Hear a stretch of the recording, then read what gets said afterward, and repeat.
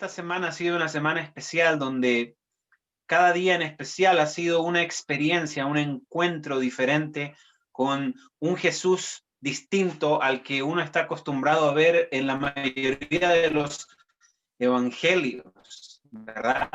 Tenemos 4 evangelios. Algunos dicen que hay 5 contando el libro de Isaías, pero cuenta de un detalle. El libro de Mateo, Marcos y Lucas entre sí se parecen muchísimo uno con otro. Los relatos dan la impresión de que vinieran de uno mismo, pero cada uno de ellos, según la óptica y las experiencias que ellos tuvieron, empezaron a poder enriquecer el relato que ellos tenían y poder aportar para que nosotros tuviéramos una visión más amplia de cómo fueron los eventos que siguieron a la vida, la muerte y la resurrección de Cristo. Pero entre ellos resalta el 4 evangelio, el evangelio de San Juan, que es un evangelio diferente a todos los demás. El evangelio de San Juan es un evangelio que nos habla acerca de la íntima conexión de un alma con otra alma. La mayoría son simples encuentros que tuvo el Señor Jesús, con los cuales aquellos que se encontraron con él nunca volvieron a ser iguales.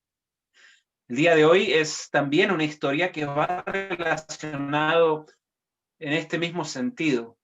Es una historia que va relacionada en el encuentro de un alma con otra alma y la transformación por medio de la gracia divina. El día de hoy vamos a estar centrados en un relato que se encuentra en el libro de Lucas, en el capítulo 23. Lucas 23, y vamos a leer a partir desde el versículo 32 en adelante. Lucas 23, del 32 en adelante. Cuando ya lo tengan, vamos a cerrar los ojos y brevemente hacer una oración. Yo sé que ya oraron, pero siempre me gusta pedirlo nuevamente, pedir estar seguro de esa unción divina que nos pueda seguir acompañando, ¿ok? Así que Lucas 23, 32, y cerremos nuestros ojos, vamos a orar. Amado Señor, te rogamos en esta hora que nos permitas conocerte por medio de las Escrituras, conocer un encuentro divino para poder también nosotros, por medio de tu palabra, entrar en ese contacto y conocerte un poco más. Gracias por tu amor y misericordia. En el nombre de Jesús. Amén. Muy bien. Dice la palabra en Lucas 23, versículo 32. Dice, llevaban también con él a otros 2 que eran malhechores para ser muertos. Y cuando llegaron al lugar llamado de la Calavera, le crucificaron allí y a los malhechores, uno a la derecha y al otro a su izquierda. Saben, en el tiempo de la época romana, la Roma antigua tenía una capacidad como el hierro de aplicar la dureza, la sanción y la ley. En ese tiempo de Roma, solamente se aplicaban castigos a las personas que habían cometido delitos o que se estimaban que eran peligrosas para el Estado. Todas estas distintas clases de suplicio pasaban desde la más o de la menos rigurosa hasta la más humillante de todas.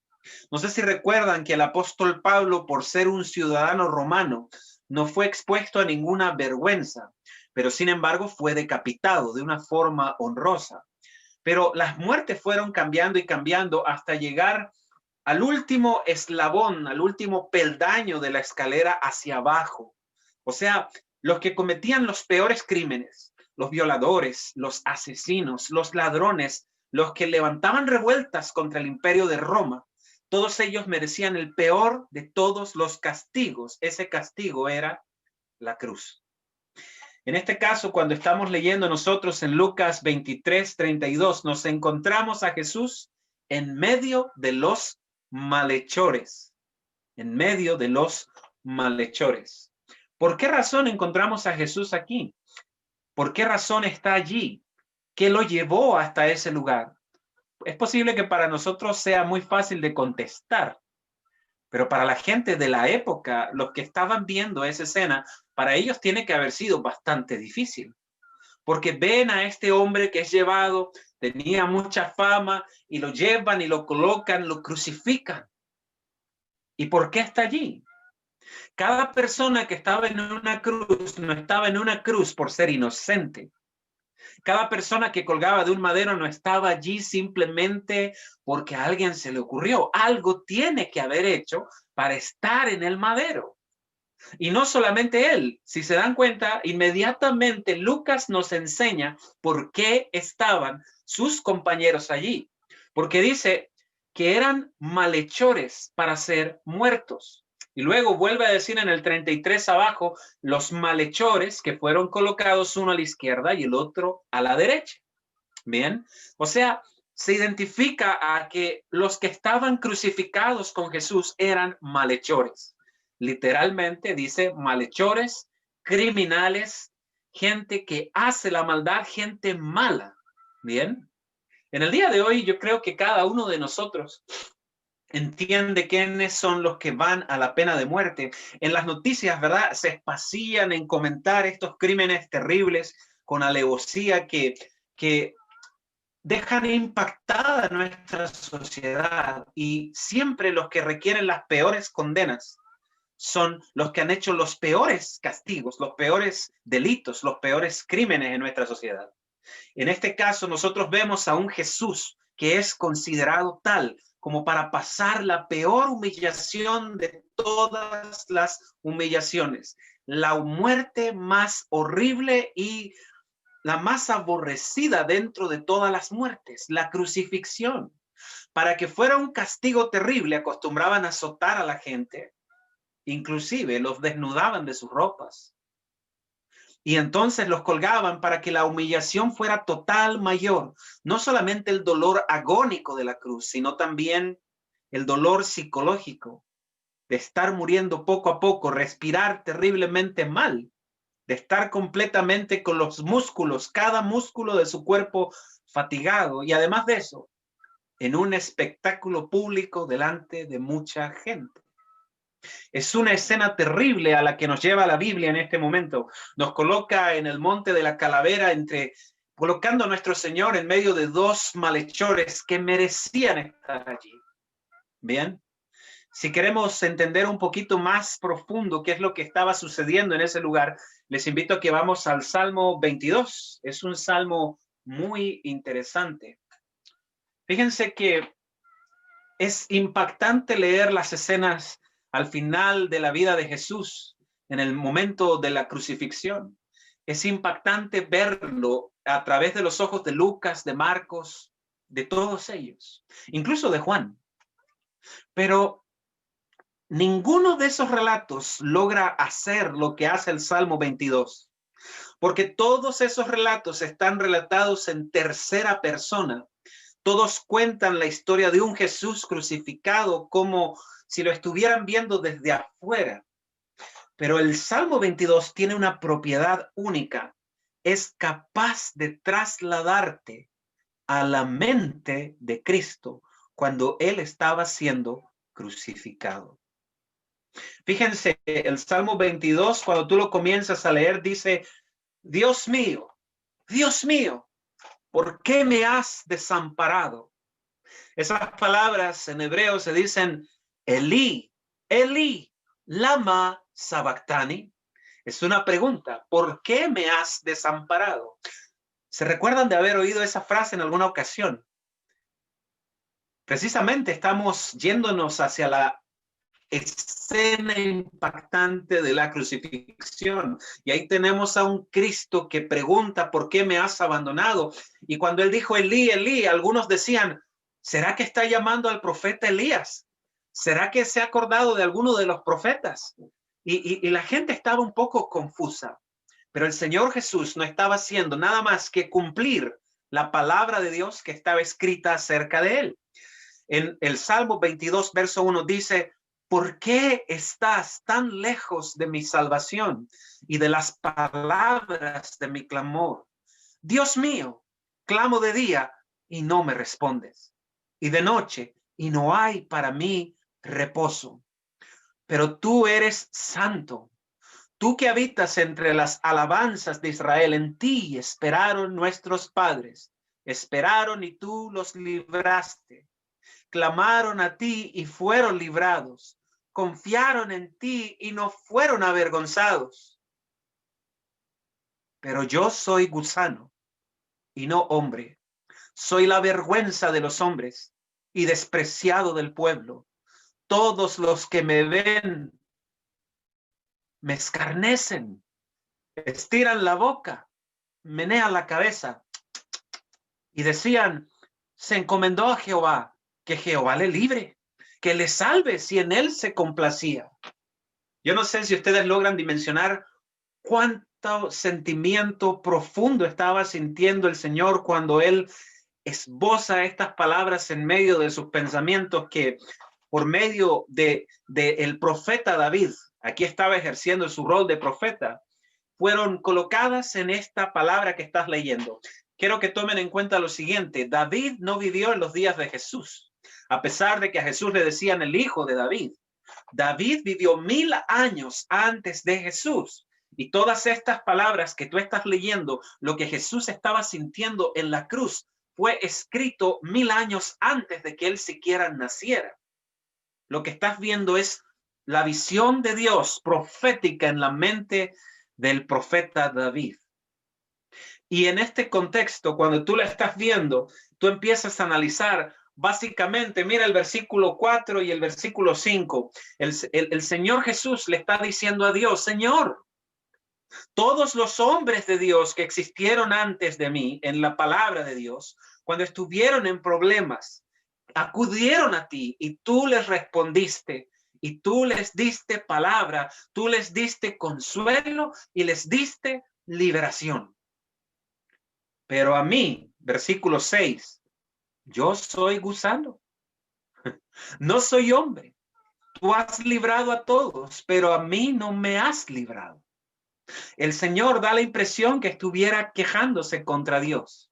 En un momento da la impresión, en su mente, en su corazón, no podía entenderlo. La misma gente que lo recibió y lo vitorió y decía, Hosana al rey, al hijo de David.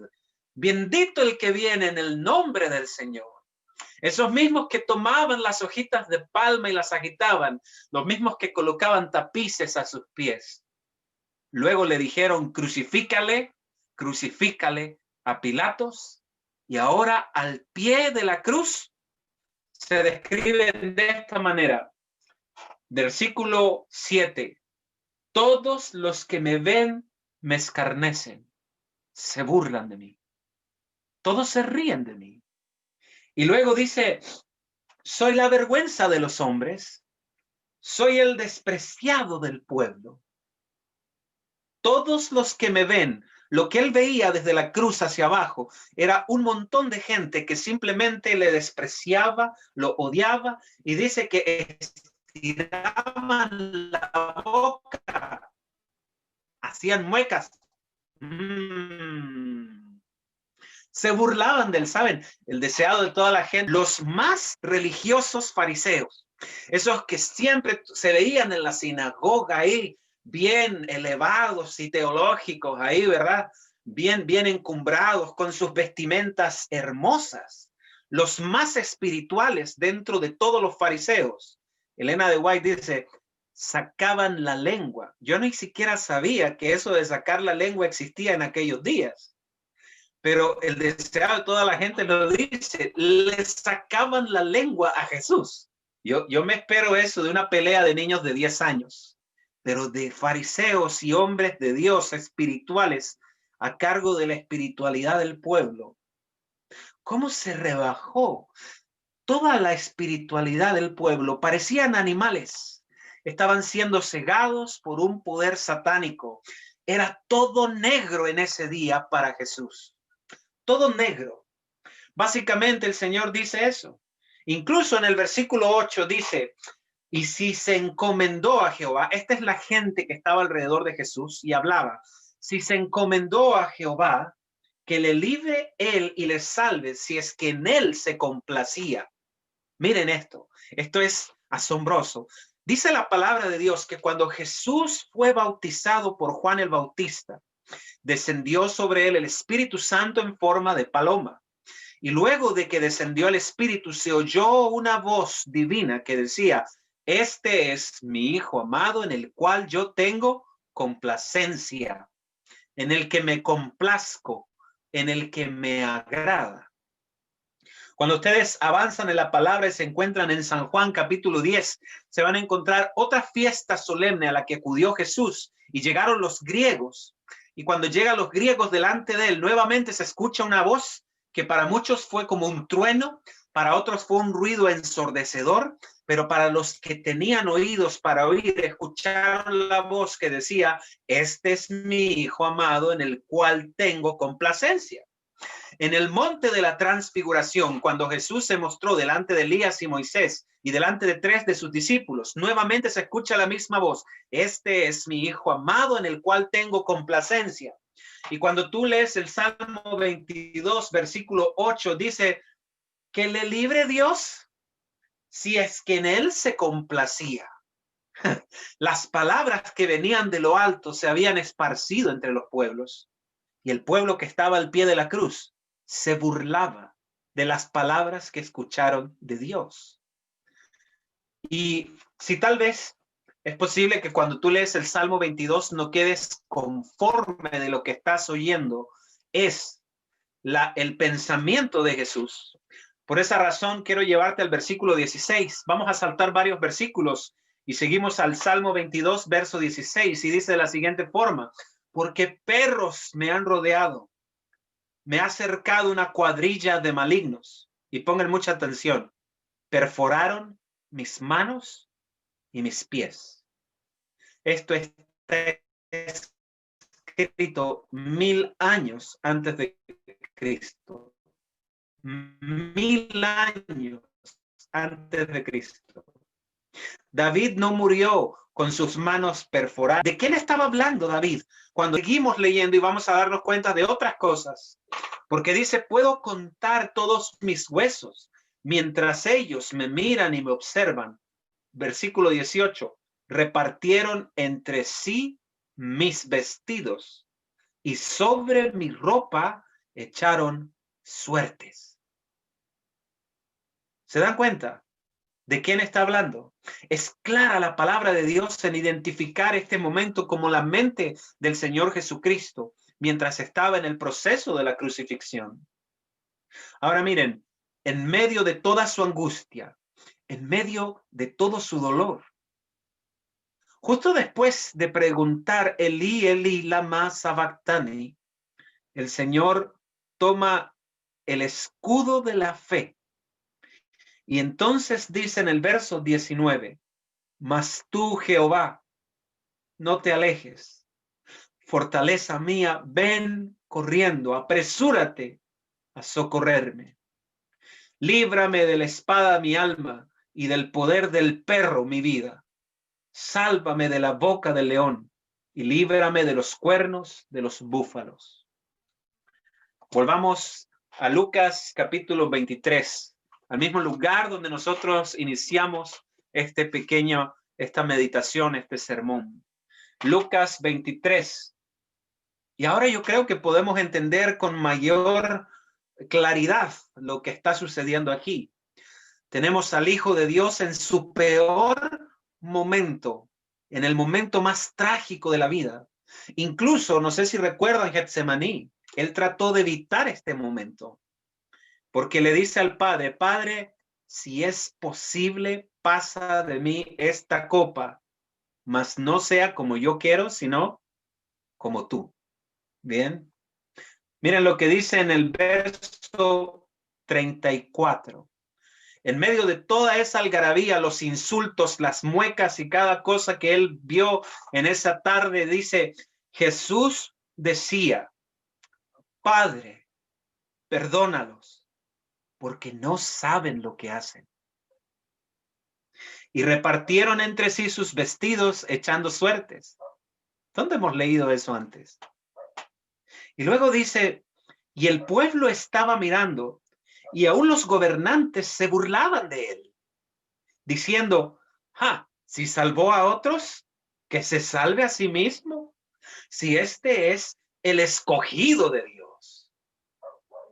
¿Se recuerdan de estas palabras? Fíjense que estos hombres no se daban cuenta, pero por medio de su soberbia, ellos estaban cumpliendo al pie de la letra la profecía que estaba escrita 1000 años antes. Y en el verso 36 sigue diciendo, los soldados también se burlaban de él, acercándose y presentándole vinagre, diciendo, si tú eres rey de los judíos, sálvate a ti mismo. Había también sobre él un título escrito con letras griegas y latinas y hebreas. Este es el rey de los judíos. Dios mío, y ni siquiera los romanos no tenían nada que ver con Jesús, no tenían odio contra Jesús. Los que tenían odio contra Jesús eran los fariseos, los escribas, los saduceos. Era Herodes, que se sentía amenazado por Jesús. Muchos tenían odio contra Jesús, pero ¿por qué los soldados romanos también tenían odio? Esto es terrible. Y se burlaban de él, se reían de él, el rey de los judíos. Y lo peor es que estos dos malhechores, sus compañeros de martirio, los que estaban a su izquierda y a su derecha, ambos en un inicio también se burlaron de él. La fama de Jesús era grande. Se sabía que hacía milagros, se sabía que sanaba a los enfermos, se sabía que resucitaba a los muertos. Se sabían muchas cosas de él. Se oyeron de los 5,000 que fueron alimentados en Galilea. Se sabían muchas cosas. Lo veían allí, desnudo, sangrando, indefenso, en la cruz, padeciendo la muerte más humillante para cualquier hombre en esa época. Pero aquí es donde sucede lo lindo, porque en medio de toda esta tragedia hay un encuentro de Jesús que logra brindarle un momento de regocijo santo, un momento de luz en medio de todas las tinieblas. Y ustedes saben que siempre la luz brilla cuando las tinieblas son más oscuras. En el día nosotros no vemos las estrellas, en el día nosotros no vemos la luna, pero cuando el cielo está oscuro y claro, es cuando más brillan las estrellas en el cielo. De la misma forma, en el momento más oscuro del Señor Jesús, Él, por medio de este encuentro, pudo recibir un rayo de la luz divina. Dice en el versículo 39, y uno de los malhechores que estaban colgados le injuriaba y le decía, si tú eres el Cristo, sálvate a ti mismo y a nosotros también. Está repitiendo las mismas palabras del versículo 35. El ladrón está imitando las palabras de los grandes maestros de los fariseos. Y entonces, en medio de su crítica burlona hacia Jesús, sucede algo increíble. El otro ladrón le responde y le reprende y le dice, ¿ni aún temes tú a Dios estando en la misma condenación?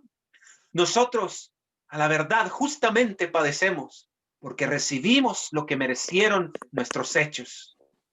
Mas ningún mal hizo.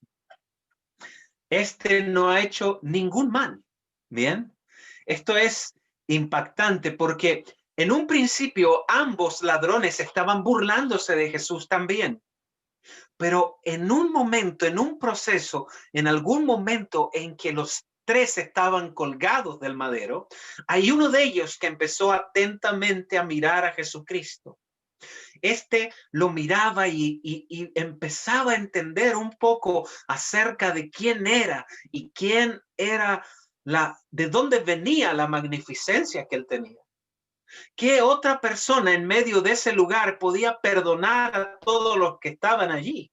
A todos los que le habían hecho mal.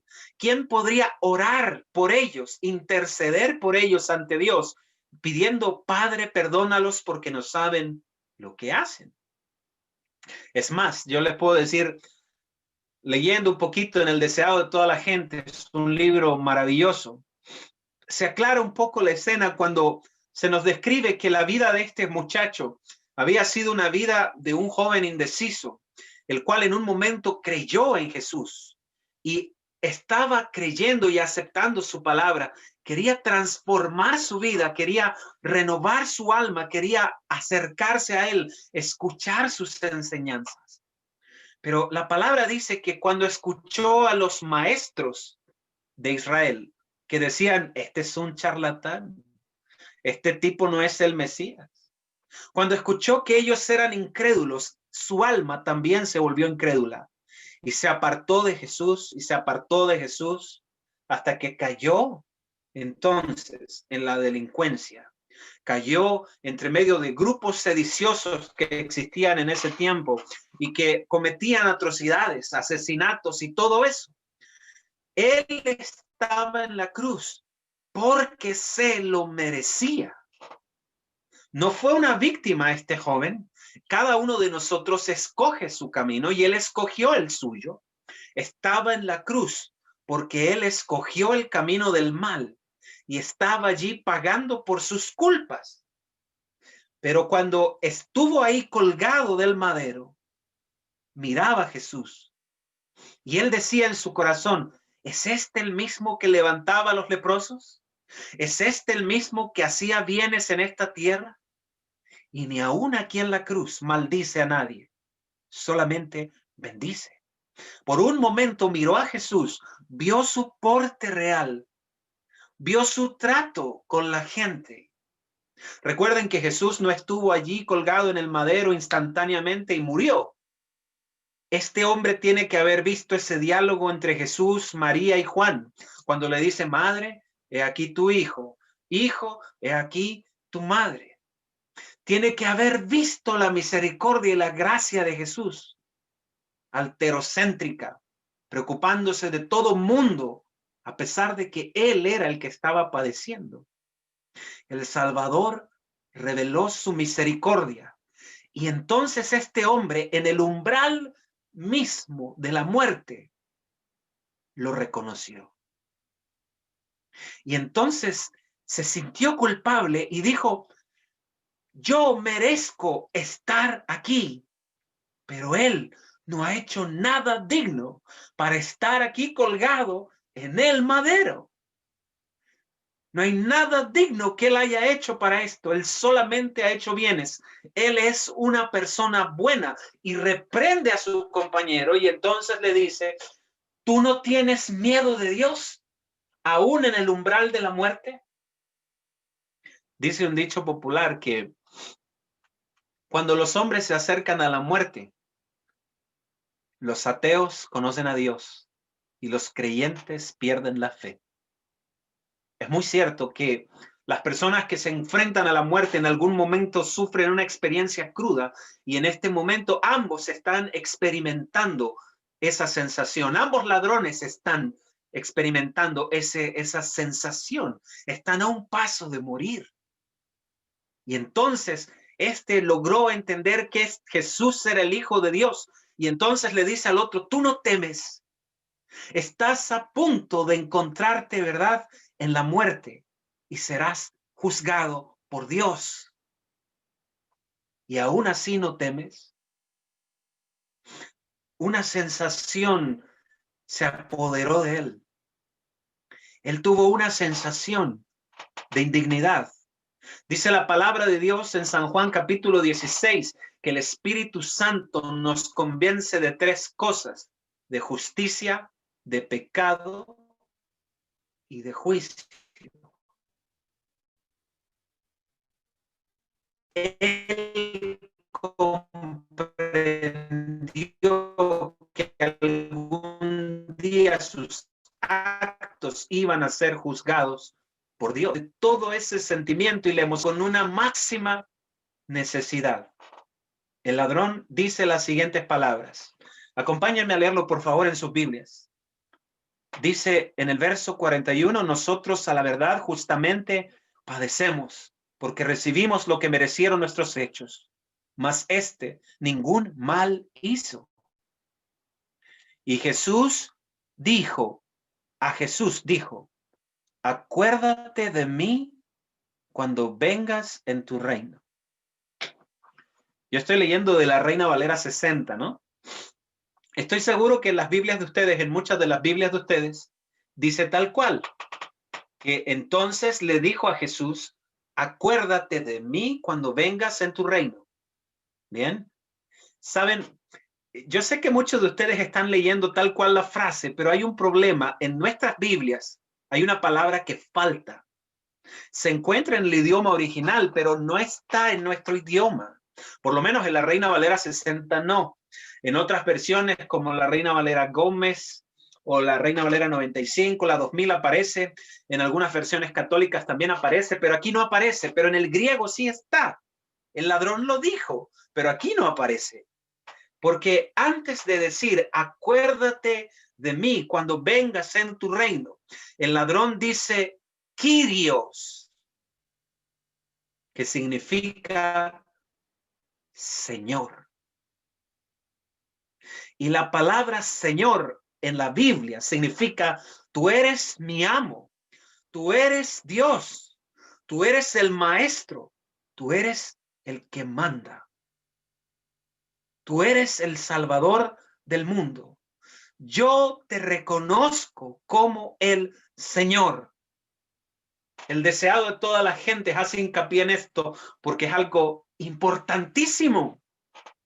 Está en su muerte, pero en su muerte ya casi reconoce a Jesús como su Señor y su Salvador. Tú eres el único que puede salvarme. Tú eres el único que puede librarme de mis pecados.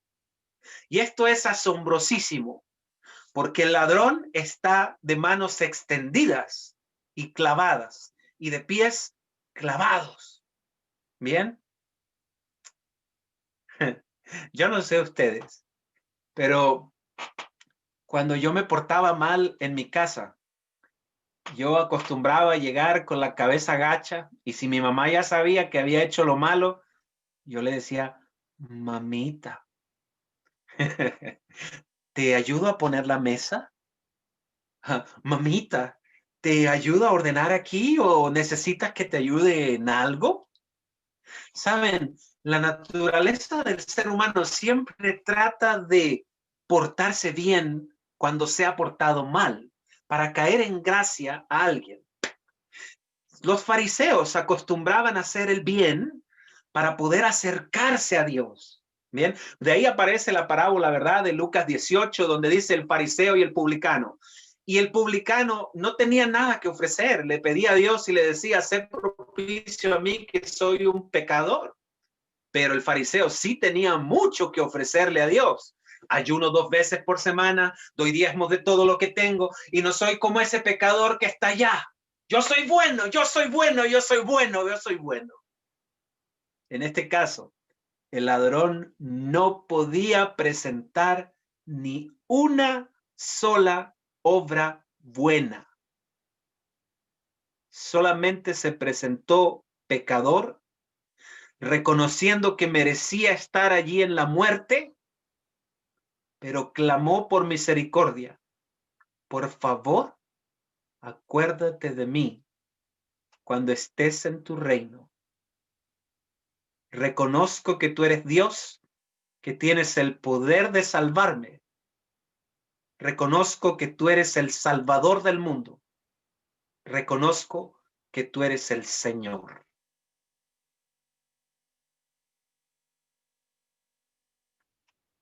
Esta es la parte más linda de todo el asunto. Porque Jesús, cuando vio esa sinceridad en el corazón del ladrón, se abrió el cielo, descendió un rayo de luz. Jesús entendió que todo el sufrimiento y todo el sacrificio que estaba haciendo no era en vano. Toda su muerte no había sido en vano.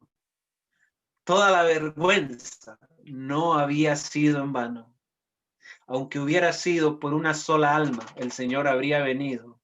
Nada de lo que él padecía fue en vano. Y entonces el ladrón, que no recibió ninguna seña de Jesús de esperanza, inclinó su rostro y escuchó las siguientes palabras: amén, amén.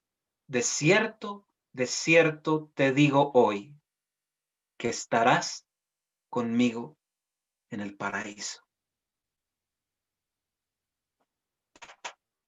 Jóvenes, ¿te gustaría alguna vez escuchar de Jesús esas palabras?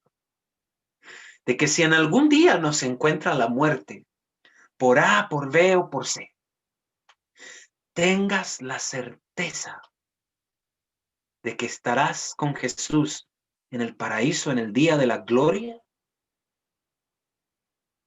Yo creo que estamos llegando a entender este punto maravilloso, ¿verdad? Creo que estamos llegando a entender un poquito de la gracia divina. Creo que estamos viendo apenas un esbozo de la luz maravillosa que hay en este pasaje. El ladrón vio la luz y entendió que ya estaba de morir, pero que un día abriría sus ojos y vería venir a ese mismo crucificado, pero ya no crucificado, sino rodeado de hermosos ángeles de luz, venir en gloria y majestad y con poder, y decirle: venid a mí, benditos de mi Padre, entrad en el reino de mi Dios. Es asombroso tener esa convicción de fe. Es una convicción que podemos tener y abrazar el día de hoy, siempre y cuando tengamos la experiencia del ladrón. Saben, el ladrón fue evangelizado simplemente por el testimonio de Jesús, por sus palabras y por sus actos, pero tuvo un encuentro con él. Se ligó su alma al alma de Jesús. Permítanme leer 2 citas. Con eso estamos terminando. Del Ministerio de Curación 60 y 62 dice: nadie ha caído tan bajo, nadie es tan vil que no pueda hallar liberación en Cristo. Ningún clamor de un alma en necesidad, aunque no llegue a expresarse en palabras, quedará sin ser oído. Hermoso, ¿verdad? Ahora pongan mucho cuidado a esta que es del libro La Educación. La Educación, página 72. Jesús veía a los hombres no como eran, sino según podrían ser transfigurados por su gracia. El ladrón estaba allí. El ladrón estaba allí. Se merecía estar en la cruz. De los 3, el único que no merecía estar en la cruz era Jesús. Pero el ladrón lo merecía. Era un delincuente, era un criminal, un malhechor. Pero Jesús no lo veía como lo que era. Lo veía como lo que podía llegar a ser por medio de su gracia. Y sigue diciendo la cita: en la luz de Jehová nuestro Dios, en cada ser humano, él percibía posibilidades infinitas. Veía a los hombres según podrían ser transformados por su gracia. En la luz de Jehová nuestro Dios. Al mirarlos con esperanza, inspiraba esperanza. Al saludarlos con confianza, inspiraba confianza. Al revelar en sí mismo el verdadero ideal del hombre, despertaba el deseo y la fe de obtenerlo. En su presencia, las almas despreciadas y caídas se percataban de que aún eran seres humanos. Anhelaban demostrar que eran dignas de su consideración.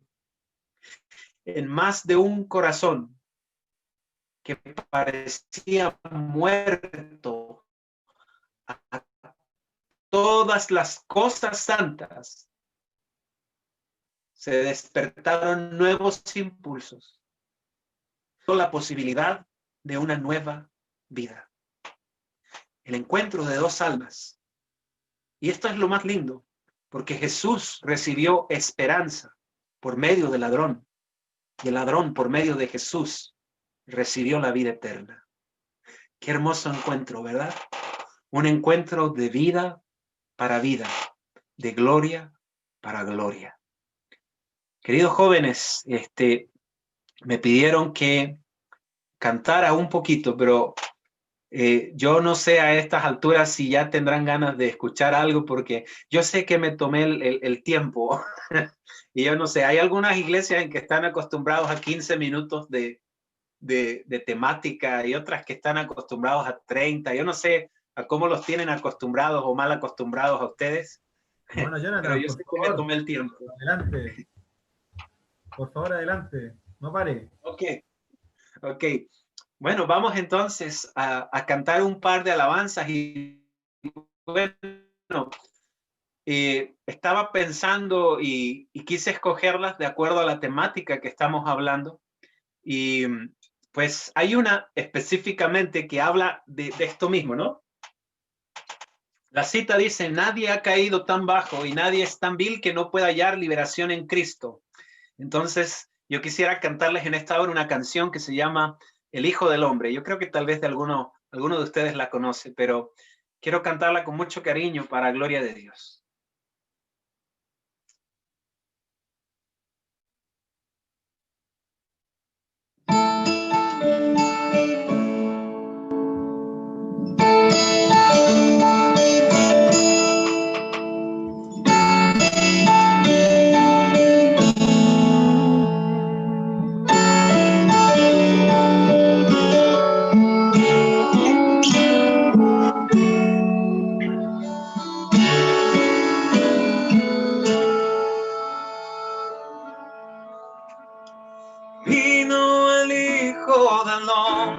Buscar lo que se había perdido, lo que nadie quería, lo que nadie apreció, lo que nadie estimó con valor. Su delicia estaba en los hombres, en lo vil de este mundo, lo necio del mundo. Eso fue lo que él escogió. Salvador de mendigos y ruines, de las almas que no ven la luz, en el medio de los despreciados, mostraste tu gloria, bendito Jesús. Gracias por no escoger a los sabios, sino aquel que te anhela seguir. Y mi vil corazón quebrantado has tocado y he vuelto a vivir.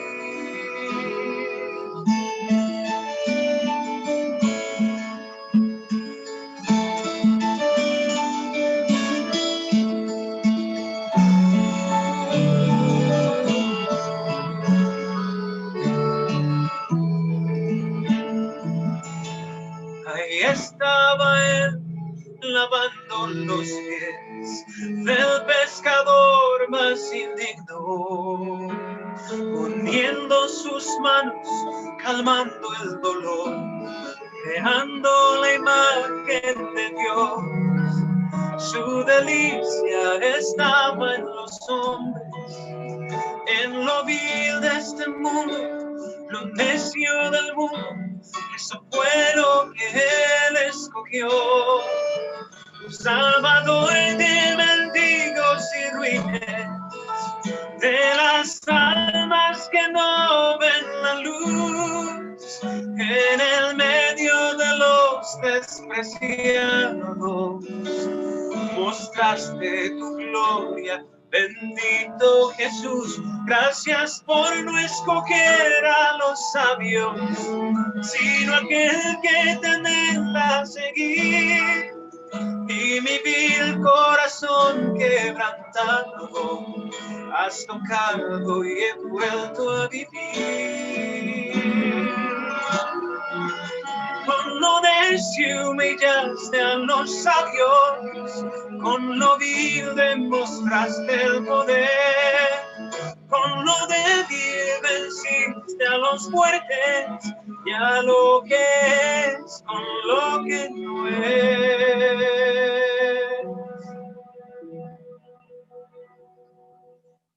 Vino el Hijo del Hombre a buscar lo que se había perdido, lo que nadie quería, lo que nadie apreció, a los hombres tales cual soy yo.